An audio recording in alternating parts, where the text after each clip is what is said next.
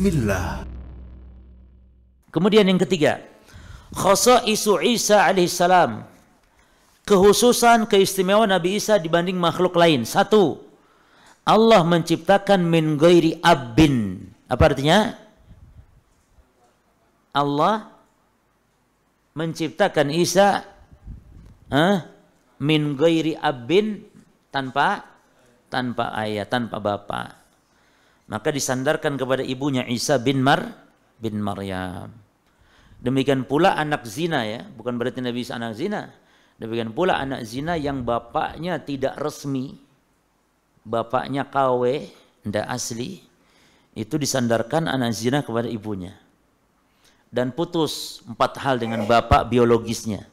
1, putus perwalian kalau anaknya ini perempuan nantinya. Yang kedua, putus hak nafkah. Karena bukan bapaknya, ibunya yang beri nafkah. Makanya ngenes sekali, perempuan ya zina lahir anak ngenes sekali. Yang ketiga, putus waris, nggak saling mewarisi. Dan yang keempat, putus nasab, bukan bin kepada bapak biologis tapi bin kepada ibunya. Baik.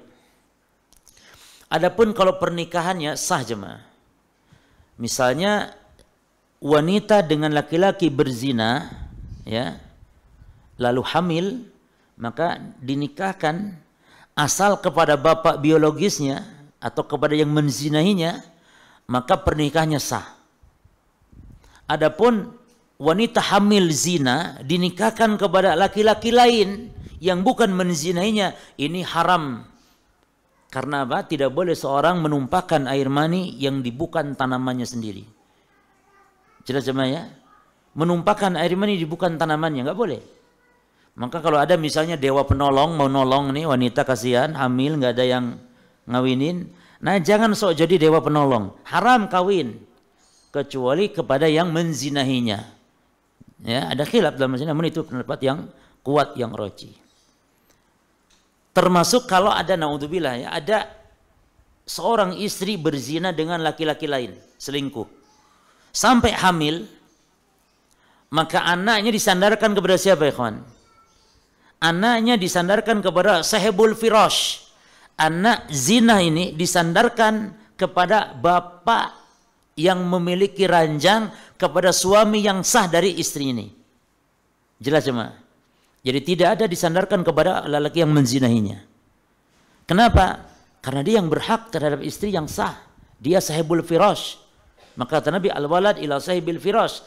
Anak zina itu, yakni zina yang dimaksud zina yang bersuami dengan wanita yang bersuami. Maka anak zina disandarkan bukan kepada ibunya, tetap nanti kepada bapaknya. Ya. Kalau mau nerima, ya harus mau, nggak masalah. Baik. Naudzubillah, semoga kaum muslimin menjaga dari perbuatan keji waliyadzubillah. Maka dalam Islam zina ini berat hukumannya, dihukum bunuh jemaah. Karena merusak nasl, merusak yakni tatanan nasab dan merusak kehormatan. Merusak kehormatan, merusak nasab, hancur kacau nasab. Maka hukumannya berat dalam Islam, bukan sekedar dibunuh tapi dirajam. Dirajam itu dilempar dengan batu dan bukan batu besar. Kalau batu besar enak, sekali mati langsung ngek mati. Batu kecil, tapi juga jangan terlalu kecil karena nggak mati-mati. Kecil, batu kecil segini nggak mati-mati cuma. Tapi batu yang ya membuat dia sakit, menderita dan mati di atas penderitaannya. Namun dia bertobat kepada Allah, diampuni oleh Allah Subhanahu wa taala. Namun buruknya hukuman bagi pezina yang muhsan, yang sudah menikah seperti itu, menunjukkan betapa besarnya dosa perzinahan. Ya. Baik. Kemudian yang kedua, kehususan Nabi Isa adalah anna Allah Ta'ala antaqahu bi kalamin sahih wa huwa fil mahdi ala ghairil adah. Apa katanya? Anna Allah Ta'ala antaqahu bi kalamin sahihin fil mahdi ala ghairil adati. Allah membuat mampu berbicara pada saat Nabi Isa apa jemaah? Fil mahdi, pada masa buayan, masa kecil, masa bayi. yang menyelisihi adat kebiasaan. Ya. Yang ketiga, hifdzullahi lahu minasyaitan hinal wiladah. Dijaga oleh Allah dari gangguan setan ketika dilahirkan. Karena kata Nabi, "Ma min mauludin yulad ila yamusu syaitan illa Maryam wa ibnaha."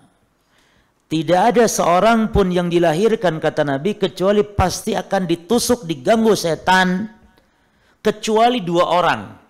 Kata Nabi, siapa dia? Maryam dan putranya. Makanya sarihul walad hina yulad, jeritan bayi saat dilahirkan itu tanda ditusuknya lambung kiri oleh syaitan. Makanya ikhwan lihat, permusuhan syaitan itu sejak dari mulai itu. Artinya dimulai perangnya itu dari saat kita lahir itu sudah ditembak kita ini. Ditusuk lambung yang kiri sehingga menjeritlah bayi. Maka tidak ada bayi ketika lahir tersenyum, itu tidak ada. Semuanya kita kena. Seluruh para nabi dan rasul bersekutu dengan Nabi Isa dalam keutamaan ini.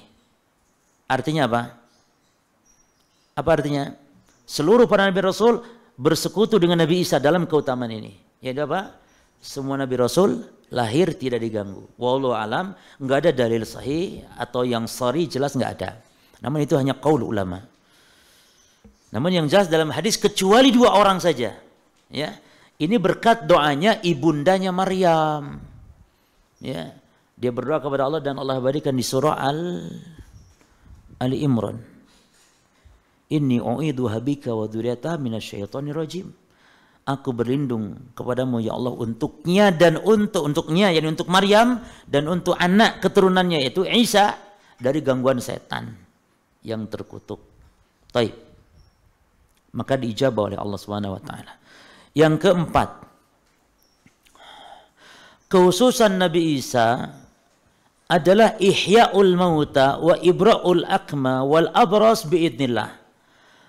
Kekhususan Nabi Isa adalah mampu menghidupkan orang mati dan menyembuhkan berbagai macam penyakit seperti lepra dan semisalnya atas izin Allah.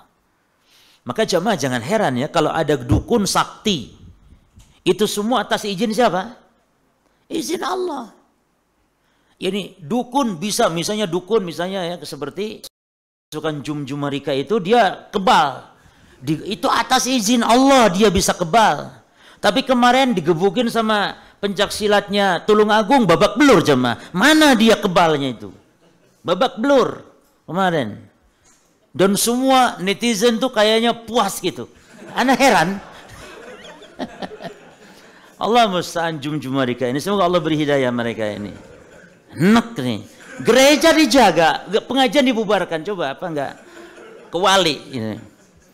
Taib. Nah itu atas izin Allah.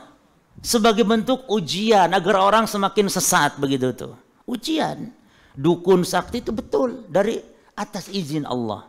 Sebagaimana para nabi dan rasul bisa melakukan hal yang di luar adat kebiasaan yang disebut mukjizat atau ayat, itu atas izin Allah. Yang kelima ikhwan, kekhususan Nabi Isa apa? Raf'uhu ila sama wa hayyun. Diangkat ke langit oleh Allah dalam keadaan dia hidup. Wa yanzilu akhir zaman, dan akan turun nanti di akhir zaman. Sebagaimana kata Allah, "Id qalallahu ya Isa inni mutawaffika wa rafi'uka ilayya." Dan ini ayat juga mutasyabih bagi sebagian orang. Karena terjemahannya ikhwan, kalau secara literal terjemahan, ingatlah ketika Allah berfirman kepada Nabi Isa, sesungguhnya aku mutawaffika, mewafatkanmu, wa rafi'uka ilayya, dan mengangkatmu kepadaku. Sebelumnya diapakan dulu? Mutawaffika. Apa mutawaffika? Diwafatkan. Maka dengan ayat ini disimpulkan Nabi Isa berarti telah wafat. Padahal ikhwan, maksud mutawaffika di sini harus didudukan pada kedudukan yang benar. Mutawaffika, wafat dalam bahasa Arab bisa bermakna an-naum, tidur. Sebagaimana kata Allah dalam Al-Quran. Allah berfirman di dalam surah Az-Zumar, Allahu yatawaffal anfus hina mautika walati lam tamut fi manamiha. Allah lah yang mewafatkan jiwa. Kapan? Saat matinya. Dan Allah yang wafatkan juga saat tidak matinya jiwa, diwafatkan saat tidak matinya, yakni saat tidurnya. Jadi tidur pun disebut apa oleh Allah? Wafat. Mati juga wafat. Dan memang tidur itu jemaah betul-betul wafat. Yani ruh itu betul-betul keluar. Namun keluarnya dekat, kata para ulama. Jadi si ruh itu keluar namun dekat. Maka disebut an-naum akhul maut. Tidur itu saudaranya mati. Bahkan di surga nanti ketika Nabi tanya, ya Rasulullah, ayanamun akhul jannah? Ya Rasul, apakah penduduk surga nanti tidur? Kata Nabi, an-naum akhul maut, la yanamu akhul jannah. Kata Nabi, tidur itu saudaranya mati. Lah di surga enggak ada istilah mati. Maka tidak mati. Tidak tidur. Eman-eman, cuma ngapain tidur? Ya kenikmatan semua ada. Eman rugi. Adapun di dunia tidurnya enak. Ya.